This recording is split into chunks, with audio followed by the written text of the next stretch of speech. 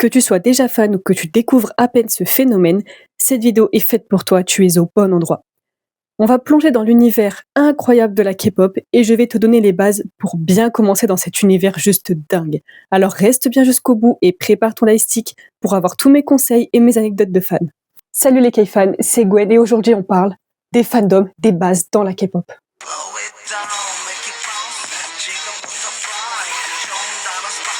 Alors déjà on va commencer avec qu'est-ce que c'est la K-pop. Ça veut dire Korean pop en anglais, donc pop coréenne. Donc évidemment, ça vient de Corée du Sud. Ça date, on va dire, du début des années 90. Donc ça fait à peu près 30-35 ans que la K-pop, telle qu'on la connaît aujourd'hui, ça existe. Donc c'est quand même assez récent comme phénomène. Et donc ça vient du coup des années 90. Il y a eu des très grosses agences comme SM qui en 95, SM, ils ont fait vraiment, ils ont imposé les codes de la K-pop. Le système de trainee, les photocards, c'est pas eux qui ont fait les lightsticks, c'était Big Bang. Mais voilà, il y a quand même la SM qui a beaucoup imposé, donc du coup YG, l'agence de Big Bang, etc. Alors oui, c'est bien beau le mot trainee, mais concrètement, c'est quoi? Ça veut dire apprenti.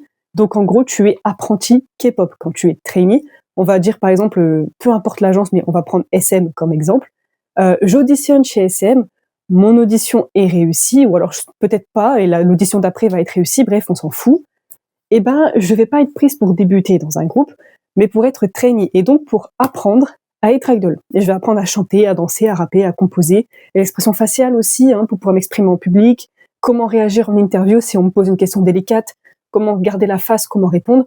C'est un entraînement de ouf, forcément au talent et aux médias. C'est ça le système de trainee, et ça a été imposé par Lissoman quand elle a créé la SM, et en fait toutes les agences ont repris ce système. Après, c'est pas forcément un système qui est parfait parce que c'est épuisant, c'est stressant. Il y a des trainees qui ne réussissent jamais. Donc oui, c'est pas forcément un système parfait, mais c'est comme ça. C'est le système du coup d'apprentissage en fait. Ce que j'ai oublié de préciser aussi qui fait que le système de trainee, même s'il est très bien et que c'est une très bonne idée, il est pas parfait, c'est à cause des dettes. En gros, l'agence, pour pouvoir te former, ils vont dépenser beaucoup d'argent. Et quand tu deviens idol, au début, alors ça dépend des agences, en général, les grosses agences payent vite, mais sinon, tu n'es pas payé au départ pour rembourser un petit peu tout ce que tu as fait en fait en tant que trainee.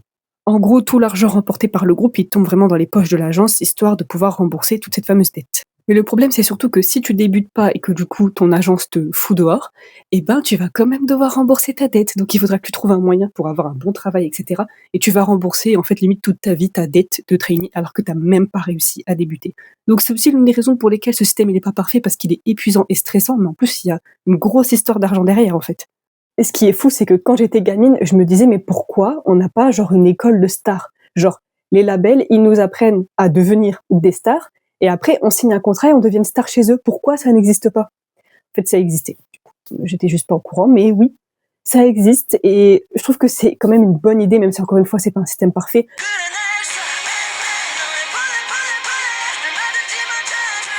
La K-pop, c'est plein de styles de musique. En fait, on dit K-pop, mais on devrait peut-être dire K-music, peut-être, parce qu'il y a de tout. Il y a aussi du rock, du rap. Enfin, il n'y a pas que de la pop, il y a tout, en fait. Et des fois, il y a des chansons qui mélangent plusieurs styles.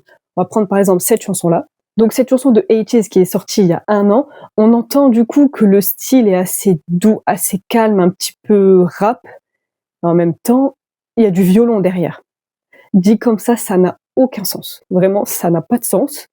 Mais le rendu est stylé, en fait. Après qu'on aime ou pas la chanson, le rendu est grave stylé. Donc, ils mélangent de tout. Ils savent tout faire. Ils savent tout mélanger. Ils savent chanter, danser, rapper. Ils composent leurs chansons. Ils font eux-mêmes leur chorégraphie. Enfin, ça dépend des groupes et des agences. On est bien d'accord. Mais ils sont multitâches. Voilà. Ils sont multifonctions. Ils savent vraiment tout faire, en fait. Et ils savent mélanger plein de styles sans que ce soit bizarre. C'est cohérent, en fait. T'en as un qui chante, en même temps, t'en as un qui rappe. Et le mélange est pas bizarre, c'est même trop stylé. Mais donc oui, il y a de tout, il y a aussi du rock, il y a même du métal, enfin il y a tout ce que tu veux dans la K-pop.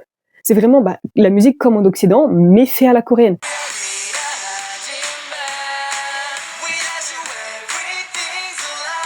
Maintenant, on va apprendre un petit peu le langage K-pop. Déjà, il y a le terme stan.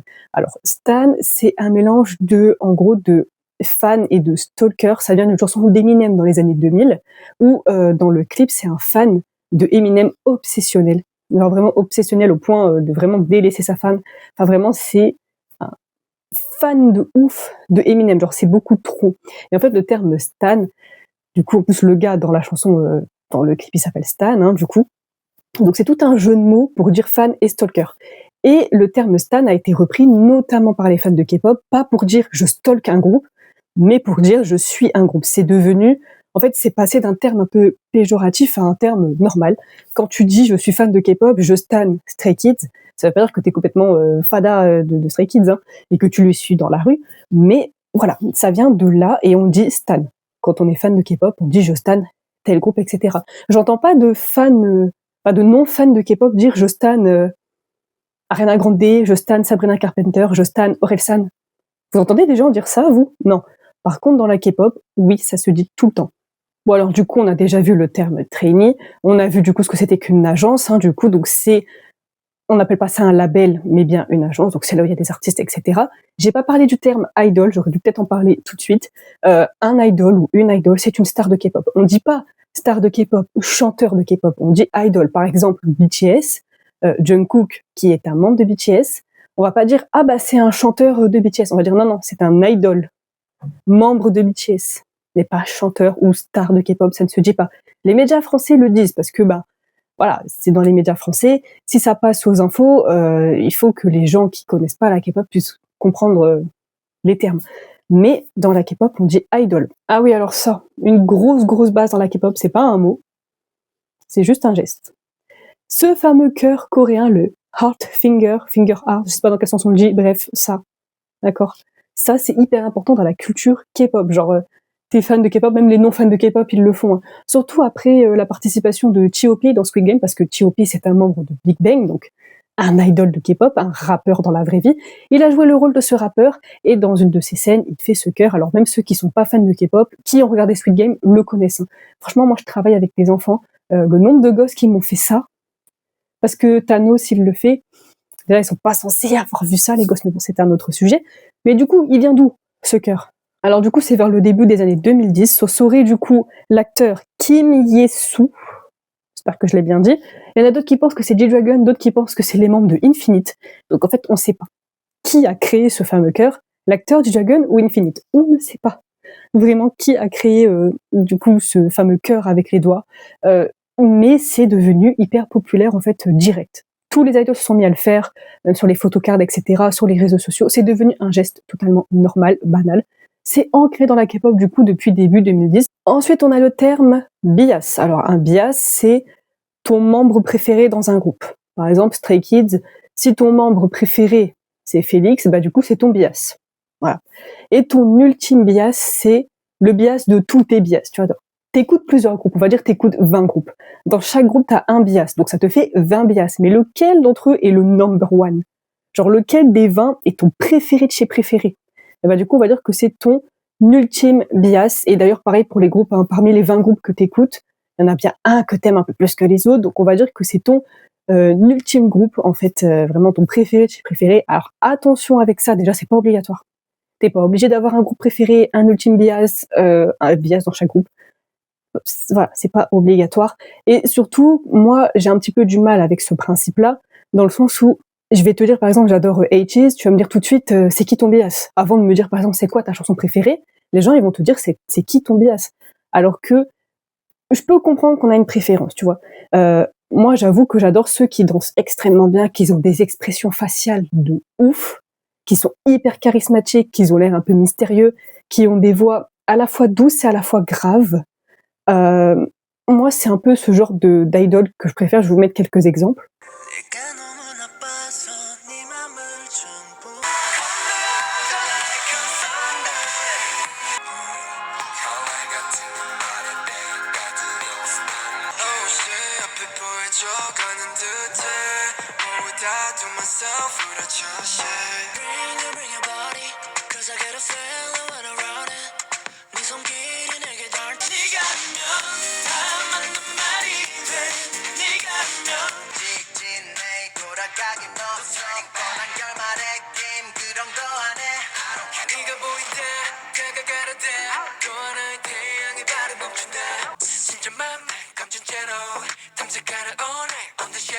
Donc forcément, comme j'adore ce style visuel-là, ce style de voix, ce style de danse, etc., forcément, par exemple, genre, Juyeon de The Boys et San de ATEEZ, c'est un peu mes chouchous, du coup, parce que c'est vraiment le style de personne que je kiffe, en fait, le style d'idol que je kiffe.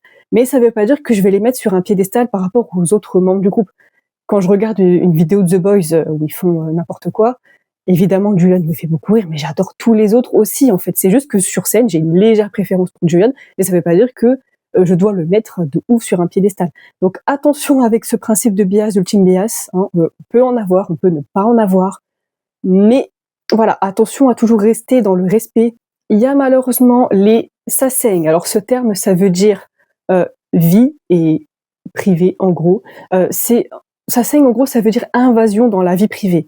Donc les fans sasaeng, ce sont des fans complètement hystériques de leurs artistes. C'est vraiment par exemple, récemment, il y a une femme qui s'est introduite chez Jungkook de BTS, il y a 15 ans, en 2010.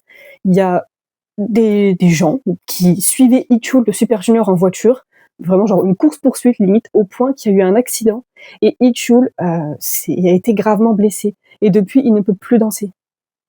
Ça veut dire que Super Junior, là, ils ont fêté leurs 20 ans de carrière en début du mois.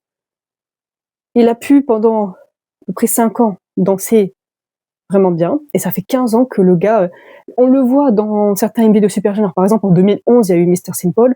On voit à la fin qu'il danse avec les autres membres, mais on voit qu'il danse d'une façon beaucoup moins énergique. Dans Lo par exemple, on le voit pas du tout de tout le MV, on le voit pas danser, on le voit juste à la fin où il a sa petite partie de chant pour lui. Donc il est quand même toujours dans le groupe, mais ça lui a complètement brisé sa carrière. En plus de lui avoir brisé la jambe, ça lui a brisé sa vie.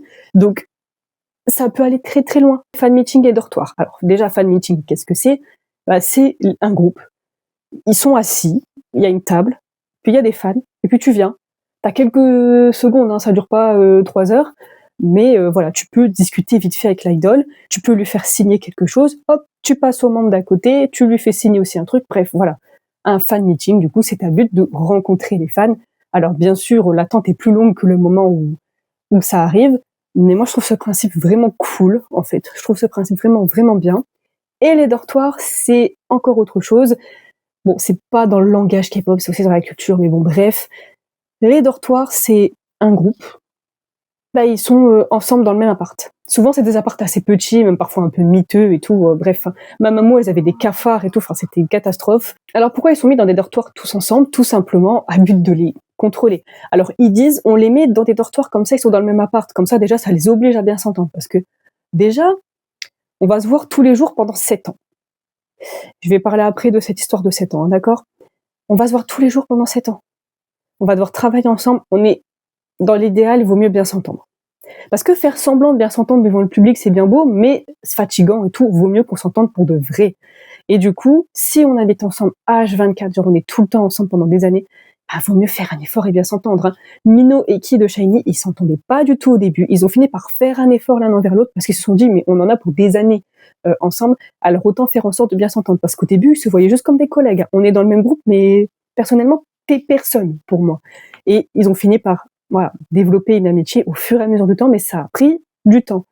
Donc voilà, ça arrive que des idoles ne s'entendent pas. Dans l'idéal, il vaut mieux parce qu'en plus, ils sont dans le même dortoir, parfois dans la même chambre. Enfin, t'imagines, tu travailles jour et nuit avec les mêmes gens, tu peux rentrer, prendre une douche et dormir un peu, t'as les mêmes gens avec toi. Enfin, vaut mieux du coup les supporter. Et les agences disent que c'est aussi parce que c'est plus facile pour les déplacements. Par exemple, après on doit aller à une émission de radio, ils sont tous chez eux, chacun dans son appart. Il faut que le chauffeur aille les chercher avec le van exprès, parce qu'ils vont pas prendre le métro, hein, voilà. Donc il faut aller les chercher. Si on doit faire le tour de la ville, Séoul, c'est une ville énorme, genre c'est beaucoup plus grand que Paris. C'est énorme. Donc si on commence à faire tout le tour de la ville pour aller chercher tout le monde, on s'en sort plus. Donc s'ils sont au même endroit, on va juste les chercher là, on les dépose là-bas, fini. Mais la raison principale, c'est pour contrôler aussi tous les déplacements. Hein. Déjà, t'as pas de vie privée, donc même si t'es en couple et que t'invites ton copain, ta copine et tout, c'est compliqué d'avoir de l'intimité. Et puis, ça limite aussi les déplacements. Hein. Genre, les membres de iKON, ils devaient tout dire. Genre, ils voulaient par exemple aller acheter un paquet de chips à la supérette en face. Ils devaient demander par message à leur manager s'ils avaient le droit de sortir ou pas. C'est à but de contrôler, quoi. Mais du coup, les dortoirs, tous les groupes, ils passent par cette étape-là, hein. Alors après, au bout de des années et des années, ils finissent par partir de là. Par exemple, Super Junior, qui du coup, encore une fois, ont fêté leurs 20 ans, ils ont été longtemps en dortoir. Maintenant, ils ont leur appart. Et Kyoyoon, le membre le plus jeune de Super Junior, lui, bah, comme c'est lui le plus jeune, il vivait chez ses parents. Et après, il a vécu dans un dortoir. Donc en fait, lui, il a toujours vécu avec des gens. Quand tout le monde est parti petit à petit du dortoir pour prendre chacun son propre appart, parce que ça fait des années et des années, et ben ça lui a fait trop bizarre. Il était en mode mais là maintenant les dortoirs c'est fini puisque tout le monde est parti. Donc maintenant je vais vivre tout seul et c'est vraiment au début ça l'a énormément perturbé en fait. Mais du coup, c'est quoi cette histoire de contrat de 7 ans? En 2010, il y a 3 membres de TVXQ qui ont porté plainte contre l'ASM, hein.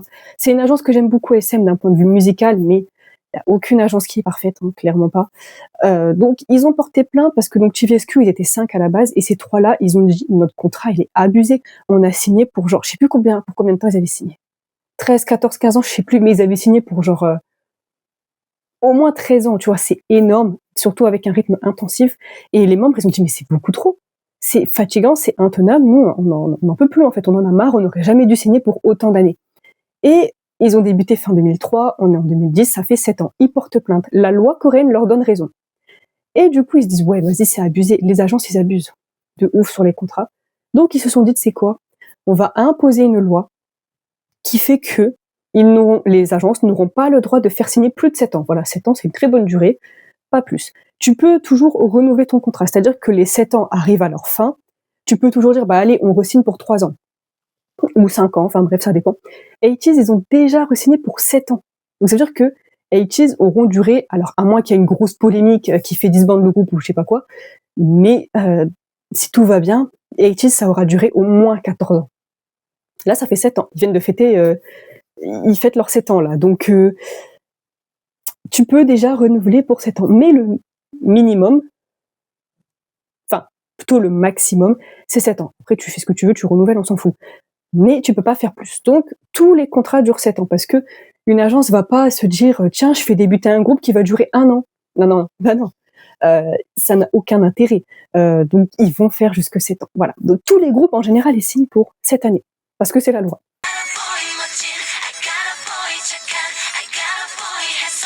Non, les fandoms. Chaque groupe a son propre fandom, ce qui est logique.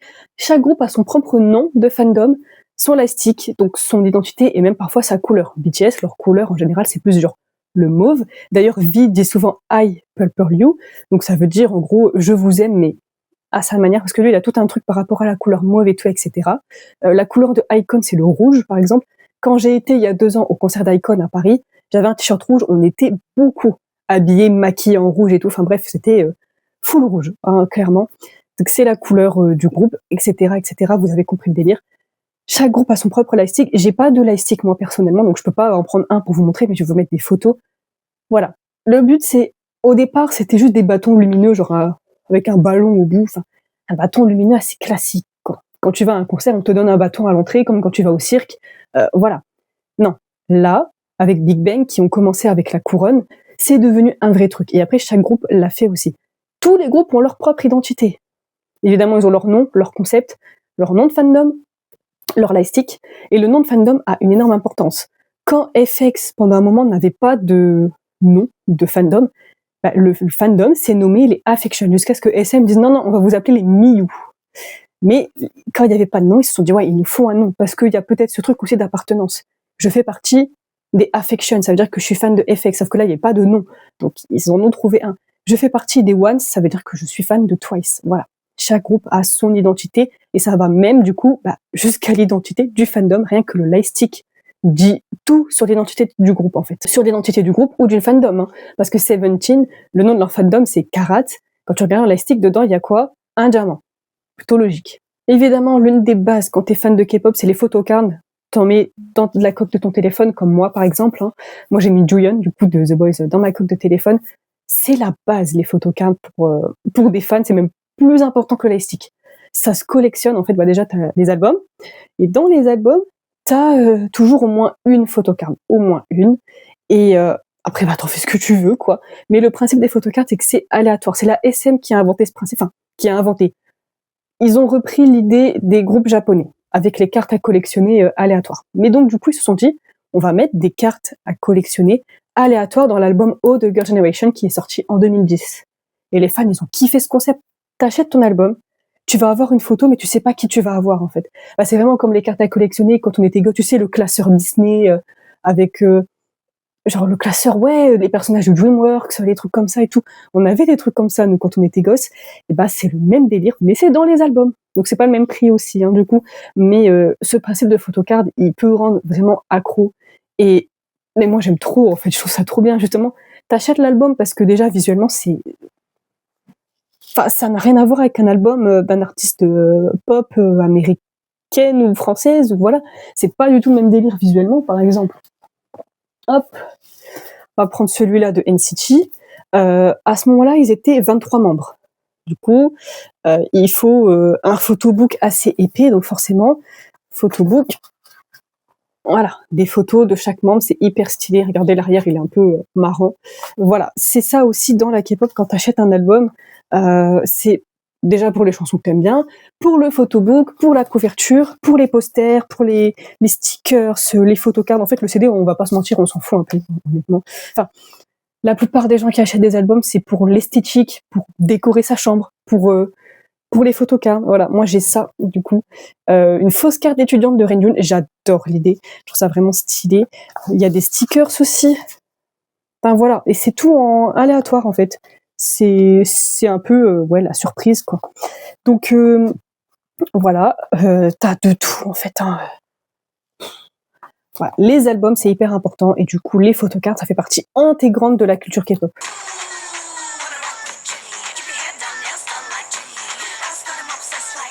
Du coup, les fans ne sont pas juste fans, ils organisent des événements, ils font des trucs de ouf. Par exemple, mettre la tête de... C'était quoi? C'était pas Séoul, il y avait Jimin aussi, je crois, sur un avion, pour fêter l'anniversaire de l'idole. On met sa tête sur un avion. Genre un vrai avion qui fait vraiment un voyage, hein, on paye une compagnie aérienne pour qu'ils collent leur tête dessus. Oui, il y a des fans d'NCT qui ont acheté une étoile pour le groupe. Donc NCT, ils ont leur propre étoile quelque part. C'est un... Non mais, ça me fait rire, mais je me moque pas, c'est juste que je trouve ça incroyable de faire des trucs pareils, c'est oufissime. Mais en même temps, je trouve ça genre génial, t'imagines? On a une étoile à nous, les gars. Alors après, ce qui se fait beaucoup, et apparemment ça coûte pas si cher que ça, si on met l'équivalent en euros, ça coûte 500 €. Donc s'il y a plusieurs fans qui s'y mettent, en vrai, tu mets une petite part, ça coûte pas si cher que ça. C'est les camions, les coffee camions, je sais pas comment on peut appeler ça. C'est les camions où tu mets la tête d'un idol dessus. Sur les gobelets, sur tout ce que tu veux, il y a la tête de l'idol partout. Et voilà, ils vendent du café, des boissons, etc. Et il y a beaucoup de fans, du coup, qui font des trucs comme ça pour l'anniversaire de leurs idoles. Ils leur achètent, ils leur envoient des camions avec leur tête dessus, quoi. Donc ça coûte apparemment 500 balles, mais si on est 50 à s'organiser pour faire ça, au final, ça revient pas si cher que ça. Au final, c'est pas si cher, en fait. Du coup, comme c'est pas si cher que ça, vous devinez bien que ça se fait énormément. Il y a aussi, en vrai, ça, je trouve ça super, c'est faire un truc caritatif le jour de l'anniversaire d'un idol. Par exemple, il y a quelques années des fans de Jungkook qui s'étaient organisés quelque part en France en plus pour faire du ramassage de déchets, donc les mégots de cigarettes, etc. Le jour de l'anniversaire de Jungkook, les fans se sont mobilisés pour faire ça. Et c'est pas la première fois. Des fois, il y a des fans qui font des dons à des associations le jour de l'anniversaire d'un idol. En vrai, je trouve ça bien. Alors, il y en a qui critiquent en mode ouais, mais si c'était pas l'anniversaire de Jungkook, elle l'aurait pas fait. Ouais, mais l'anniversaire de Jungkook, il arrive bien à un moment dans l'année, hein, déjà, de 1. Et même si c'est l'anniversaire de Jungkook qui les a motivés à faire du ramassage de déchets, bah, au moins elles ont fait une bonne action, tu vois. Je veux dire, elles ont pas dépensé leur argent dans je sais pas quoi. Elles ont fait une bonne action, peu importe ce qui les a motivés. On s'en fout, c'est pas là le sujet, quoi. C'est quand même super bien de faire ça, et il y en a plein qui font ça, et je trouve ça super. Ah oui, les fanchants. Comment on peut oublier ça? Les fanchants, c'est tout simplement, bah, comme vous l'avez vu dans l'extrait, à tel moment de la chanson, on chante telle chose pour déjà donner de la force au groupe, mais en plus ça fait très beau. Tu vois, c'est magnifique quand tout le monde chante en harmonie, même si c'est à un moment précis. Du coup, c'est vrai que c'est peut-être pas naturel parce que tu sais qu'à ce moment-là, tu dois chanter telle chose bien fort, mais ça fait super beau en fait. La K-pop, c'est parfait, même jusqu'au fandom, mais au moins, ça donne un moment unique et magnifique. En fait, la K-pop, c'est une vraie culture communautaire à travers le monde. C'est génial.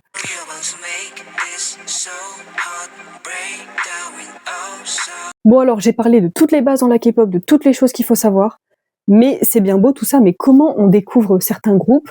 Comment on peut faire découvrir la K-pop à son entourage? Parce que il y a tellement d'artistes, tellement de chansons, comment on peut être sûr qu'ils vont aimer, machin et tout? Ouais, je sais, c'est compliqué. Je vais vous donner tous mes petits conseils pour pouvoir découvrir plein de groupes et faire découvrir la K-pop à son entourage. Parce que je suppose que la plupart des gens qui regardent cette vidéo sont déjà des fans de K-pop qui viennent vérifier si je fais bien mon boulot. Mais du coup, s'il y a des nouveaux fans, je pense qu'il n'y en a pas beaucoup, mais j'espère que ça vous apprend certaines choses. Et pour les gens qui sont déjà fans, comment on fait découvrir la K-pop à son entourage en fait? Si vous n'y arrivez pas forcément, comment montrer? Je vous donne mes astuces. Pour découvrir ou faire découvrir des groupes, moi j'ai une astuce hyper simple. Hyper simple, je me prends plus la tête. Il y a plein de vidéos sur YouTube des jeux, tu sais, hein, essayez de pas chanter K-pop, save one, drop one. On te met 2 chansons, tu dois choisir laquelle tu préfères. Bah, tu montres ça à quelqu'un de ton entourage. Ou si t'es encore nouveau fan, tu regardes ce genre de vidéos-là et tu vas découvrir plein de groupes. Pourquoi je vous conseille de faire ça? Parce que pour moi, c'est beaucoup plus rapide et plus facile pour les raisons suivantes. Alors déjà, en tant que fan de K-pop, tu t'éclates quand tu fais des jeux comme ça. Franchement, moi, c'est mon kiff, j'en fais tout le temps, j'adore ça. Et ça permet des fois de découvrir d'autres artistes. Par exemple, en 2023, j'ai découvert Make This de One Team, que j'ai écouté toute l'année. Elle est sortie en 2019. Je l'ai découverte 4 ans plus tard parce que je l'ai vue dans un de ce genre de jeu. Je dis, mais elle a l'air géniale celle-là. Attends, je me la note. Je vais l'écouter après et j'ai kiffé. Et c'est la chanson que j'ai la plus écoutée en 2023 selon mon top YouTube Music. Donc, il n'est jamais trop tard pour découvrir une chanson. Mais les jeux K-pop, les gars, déjà, tu t'éclates, tu peux découvrir d'autres artistes, d'autres chansons, tu peux te dire, ah mais attends, mais moi je suis multistan, j'écoute énormément de groupes. Et des fois, il y a des groupes, en ce moment, je les écoute un petit peu moins. Et du coup, je suis même pas au courant qu'ils ont sorti un comeback. Et je vais le voir dans une de ces vidéos-là, je vais faire, oh purée, ils ont sorti un comeback, je suis pas au courant, je suis en retard, je vais aller l'écouter. Ça permet en fait, d'une certaine manière, de rester un peu actif. Enfin, de continuer à suivre les groupes de manière active. Plutôt dans ce sens-là. Et du coup, pour faire découvrir à son entourage, c'est facile aussi. Tiens, je te mets une vidéo comme ça, dès qu'il y a une chanson qui te plaît, parce que c'est que des extraits courts, dès qu'il y a un extrait qui te plaît, tu notes la chanson, tu l'écoutes après entièrement, et peut-être tu vas aimer ou pas. Parce que plusieurs personnes de mon entourage, par exemple, il y en a, ils kiffent le rap dans mon entourage. Je me suis dit, je vais leur faire écouter des chansons de K-rap, genre Zico, etc. Enfin bref, je vais leur faire écouter du rap coréen. Ils ont pas kiffé. Par contre, ils ont écouté Soda Pop de K-Pop Demon Hunter, ils ont kiffé. Mais c'est pas dans ton style de base. Toi, t'écoutes du rap français, tu kiffes pas le rap coréen, mais tu kiffes Soda Pop, tu vois. Et c'est pas, on va dire, c'est pas cohérent, mais bon, chacun ses goûts. Tu peux aimer plusieurs styles différents. Il y a des gens dans mon entourage qui aiment le rock. Ils aiment pas le K-rock, du coup. Par contre, ils aiment des chansons qui n'ont rien à voir avec du rock. Et du coup, ça peut être un petit peu compliqué, parce que tu vas dire à la personne, tiens, cette chanson de K-pop, elle est dans le style que t'écoutes hors K-pop, et la personne, elle va peut-être pas aimer. Et elle va aimer un style différent. Donc tu peux passer des semaines entières à lui faire écouter des chansons, la personne elle va pas kiffer, et des fois la personne elle va tomber elle-même sur une chanson de K-pop, elle va te dire mais pourquoi tu me l'as pas fait écouter tout de suite, celle-là elle est géniale. En fait on perd notre temps, tu vois. Alors que si tu montres ça à quelqu'un de ton entourage, tiens, regarde une vidéo dans ce genre-là, tu choisis ce que t'aimes ou ce que t'aimes pas, je pense que ça va 10 fois plus vite. Franchement ça va beaucoup plus vite de faire comme ça. Et si t'as quelqu'un dans ton entourage qui est fan de K-pop, bah, faire des jeux ensemble, c'est génial parce que ça renforce le lien entre potes fans de K-pop. On voit un petit peu les goûts de l'autre. On peut même débattre de, par exemple, dans un Save One Drop One, pourquoi toi t'as choisi cette chanson-là alors que moi j'ai choisi l'autre et tout. Ça peut faire, franchement, c'est hyper amusant et ça permet de rester, de suivre les groupes activement. Même les groupes que t'écoutes pas, tu vas le voir quand ils ont sorti une nouvelle chanson dans ces jeux-là. Genre, il y en a un, il est sorti il y a 2 jours. S'il y a un groupe qui a sorti un comeback la semaine dernière et que tu n'écoutes pas ce groupe, t'es quand même au courant du comeback. Maintenant, pour reconnaître les membres, alors évidemment, non. Tous les Asiatiques ne se ressemblent pas. C'est un cliché, d'accord? On enlève ça de sa tête. Et du coup, comment on fait pour les reconnaître? Parce que, bah, tu vas me dire, ouais, mais si on n'a pas l'habitude, en plus ils sont plusieurs, en plus en fait, ils ont tous à peu près le même type, ça dépend. Mais à peu près le même type de maquillage, à peu près le même type de machin et tout. Bon. Ça peut être compliqué au début, quand tu t'y connais pas, de reconnaître dans les groupes et tout. À partir du moment où tu as réussi à faire NCT, tu peux faire tous les groupes, t'inquiète pas, ça va aller. Mais non. Déjà, les groupes qui te plaisent le plus, au début, déjà, tu commences par eux. Moi, ce que je faisais, c'était tout con. Hein. J'allais taper sur Google, par exemple, l'un des premiers groupes que j'ai écouté, c'était Monsta X, avec Showdout et Hero. Bah, j'ai tapé sur Internet Monsta X Hero Members, et j'ai essayé de retrouver ces images-là, mais en gros, tu avais une image avec chaque membre, avec leur prénom, avec un extrait du MV. Donc je pouvais me dire: «Ah oui, OK, donc dans le MV, celui qui chante ce passage-là, il s'appelle machin» et cetera et cetera et en fait, ça rentre tout seul. Ou alors les versions lyrics aussi. Les chansons, elles ont aussi enfin, c'est des fans, hein, du coup, qui postent ça, c'est pas les agences officiellement, qui postent les versions avec les paroles, avec, en couleur chaque membre qui chante. C'est l'idéal aussi, du coup, pour apprendre à reconnaître, en fait. Donc voilà, au début, c'est peut-être un petit peu compliqué et une fois que tu arrives à reconnaître plusieurs groupes grâce à ce genre de technique, bah, après c'est bon, ça rentre tout seul. Et moi, franchement, une fois que j'ai réussi à faire NCT, je peux vous dire que tous les autres groupes, ils sont rentrés hyper facilement, hein. Par exemple, Cortis. Bon, OK, j'avoue, j'écoute pas le groupe, je connais même pas leur prénom. Mais j'ai été écouter vite fait leurs chansons par curiosité. Maintenant, tu vas me montrer une photo de Cortis, je sais que c'est eux. Je les reconnais. Je sais pas comment ils s'appellent, hein, mais je les reconnais très bien. Vraiment, tu me les montres sans contexte, je sais que c'est eux.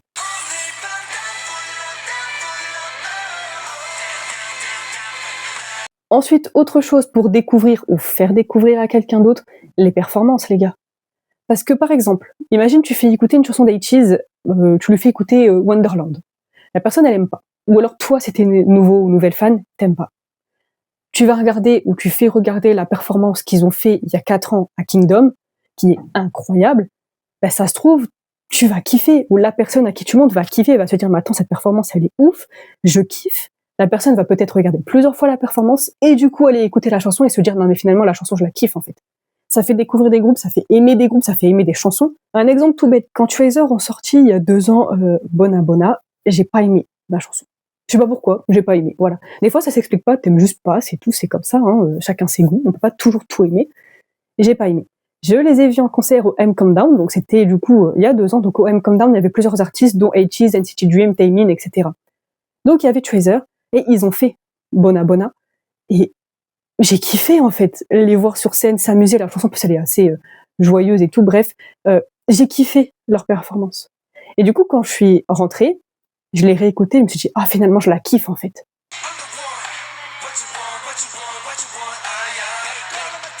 Oh, le concert d'Icon, oh, mais une ambiance, mais comme j'ai jamais vu.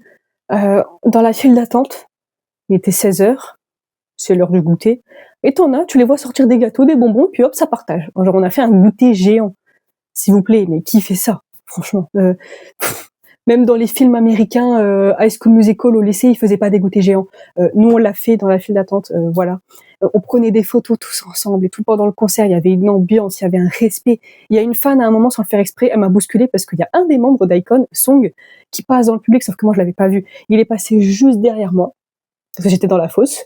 Il est passé juste derrière moi et j'entends que, vas-y, ça crie, tout le monde court de ce côté, donc je me retourne et je le vois genre là, en face de moi, ok. Et en fait, du coup, il y a une des fans qui, dans la précipitation, m'a un peu bousculée. Une fois que Song était passée et qu'elle s'était un petit peu calmée, elle m'a dit: «Oh, je suis désolée, je t'ai bousculée, j'espère que je t'ai pas fait mal». Je dis: «Non, mais t'inquiète, c'est pas grave». Mais elle s'est excusée et tout. Enfin, il y avait un respect. Tout le monde faisait bien attention à ce que tout le monde ait de la place. Dès qu'il y avait une légère bousculade ou un petit coup de coude, parce que bah t'es dans le truc, ça s'excusait direct. Enfin, genre, d'où les gens sont aussi polis en fait. Même, j'ai été voir BTS en 2019. Purée, ça fait 6 ans. Pareil, les fans étaient hyper respectueux, les gens ils parlaient genre: «Ah bah du coup, t'écoutes BTS depuis combien de temps?» J'étais là en mode: «Ouais bah ça fait 1 an, j'étais avec ma sœur», enfin franchement c'était incroyable, genre que des souvenirs de ouf.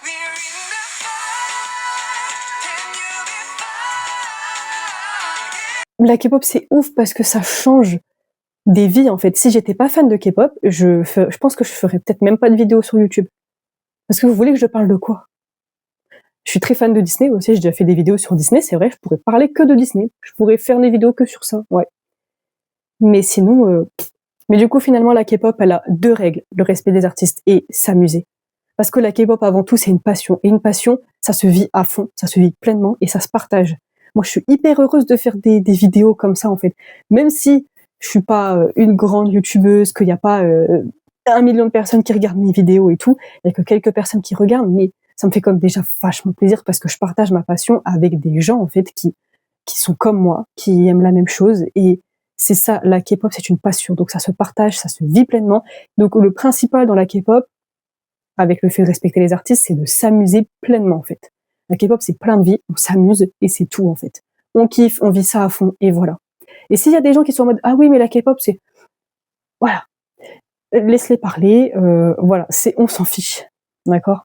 Si les gens critiquent le fait que t'es fan de K-pop, c'est peut-être parce qu'ils sont jaloux, parce que toi, t'as une passion entre guillemets pas commune, même s'il y a des millions de fans de K-pop à travers le monde, c'est limite une passion très banale maintenant finalement. Et du coup, s'ils critiquent ça, les gens, c'est parce que t'as une passion qui est pas commune, qui est très différente de plein d'autres passions, parce que c'est un univers très vaste, hein, la K-pop, il faut le comprendre cet univers. C'est aussi pour ça que je fais cette vidéo. Mais ils sont jaloux parce que toi, t'as une passion pas commune et tu l'assumes. Donc, laisse-les critiquer. Ça prouve que du coup, ta passion, elle est ouf et qu'elle est légitime et que tu as raison d'être passionné de K-pop. D'ailleurs, si l'univers K-pop t'intéresse encore plus en profondeur, parce que là, j'ai parlé de ce que c'est que d'être fan de K-pop, hein, bien sûr, mais j'ai aussi fait une vidéo sur l'histoire de la K-pop. J'en ai fait une sur les couples dans la K-pop, donc j'analyse tout ça. Donc j'explique encore plus et encore plus profondément l'univers de la K-pop. Là, c'était vraiment une vidéo blabla pour les fans depuis longtemps ou les nouveaux fans, bref, on s'en fiche. C'est vraiment une vidéo de fan à fan et c'est un régal pour moi de faire ça, mais si vous voulez en apprendre plus, j'ai déjà fait des vidéos plus approfondies et peut-être un peu plus sérieuses aussi sur ce sujet-là. Maintenant, tu connais toutes les bases pour plonger dans l'univers de la K-pop. Si tu veux que je fasse d'autres vidéos, genre où j'analyse un peu plus les comebacks, les concepts des groupes, ou même que je parle d'un groupe en particulier, par exemple que je fasse une vidéo complète sur un groupe, sur son histoire, sur son concept, etc., je peux très bien le faire, mais dans ce cas, dis-le moi en commentaire, dis-moi ce que tu veux que je fasse comme vidéo, ça me donne plein d'idées. Par exemple, il y a plein d'univers à explorer. Par exemple, je peux faire une vidéo sur l'univers de aespa, des trucs comme ça. Si ça vous intéresse, dites-le moi en commentaire. Merci d'avoir regardé cette vidéo jusqu'au bout. Avec ton commentaire, c'était resté jusque-là, mets un cœur mauve du coup, puisque c'est le cœur de BTS. Si t'es fan de K-pop ou que tu veux le devenir, mets un like, ça m'aide beaucoup. Et abonne-toi pour ne pas rater mes prochaines vidéos sur la K-pop, puisqu'en plus, la semaine prochaine, on parle évidemment encore de K-pop. Et aussi pour les exclus et les petites séries de vidéos que je fais sur mes réseaux sociaux, faut me rejoindre sur Instagram et sur TikTok. Vraiment, viens me rejoindre pour ne pas rater tout ça. On se dit donc à la semaine prochaine. I purple you les K-fans.